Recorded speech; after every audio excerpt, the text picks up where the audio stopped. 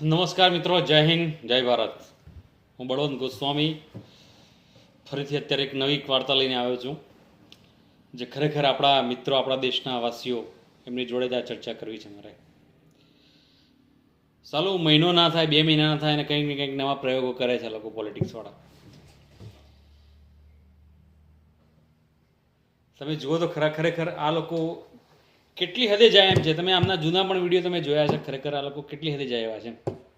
500 રૂપિયાનો બાટલો આપીશું ને મફત આપીશું ને દિવાળી ઉપર આપીશું ને ઈદ ઉપર આપીશું. ટૂંકમાં આ લોકો ગમે એટલી હદે જાય એમ છે આપણને ડફોર બનાવવા માટે. સાંભળી લો, મેં તમને પહેલાં પણ મારા બધા જ વિડીયો મેં તમને હજુ પણ જણાવ્યું હતું અને આજે પણ હું તમને કહી દઉં છું, આપણે ડફોર બનીએ છીએ એટલે આ લોકો બનાવે છે. આપણે ડફોર બનવાનું બંધ કરીશું તો આ લોકો બનાવવાનું પણ બંધ કરી દેશે.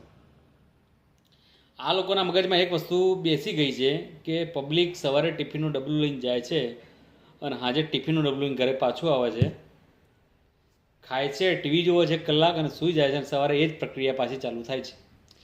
એટલે આપણે ગમે તે કરીશું, પબ્લિકને કોઈ ફરક પડવાનો નથી.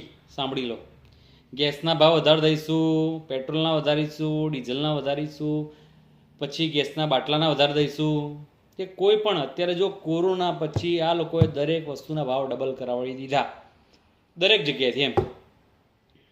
અને એમાં ખાસ તો આ ભાજપની સરકારની હું તમને વાત કરું છું. ભાજપની સરકારે ખરેખર હવે અત્યારે એવા સ્ટન્ટ ઊભા કર્યા છે કે જો સરકાર એની સામે તમે બોલવા જાઓ તો આ લોકો તમને કોઈ ને કોઈ ગુનામાં અંદર ગાલી દે.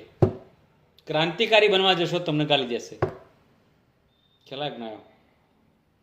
એટલે હવે દરેક વ્યક્તિએ આપણને બધાએ એકજૂથ થવાનું છે. એકજૂથ થઈશું તો જ કંઈક આપણે કરી શકીશું, બાકી કંઈ કરવાના નથી.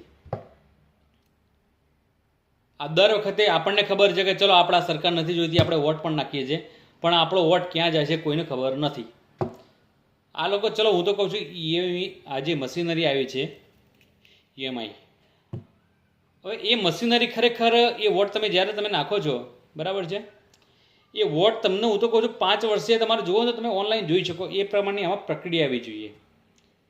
પણ આમની જોડે એવી કોઈ વ્યવસ્થા નથી. તમે 5 વર્ષ પહેલાં કોનો વોટ આપ્યો તમારે જુઓ, તમે શું જોઈ શકો? કશું જ નથી.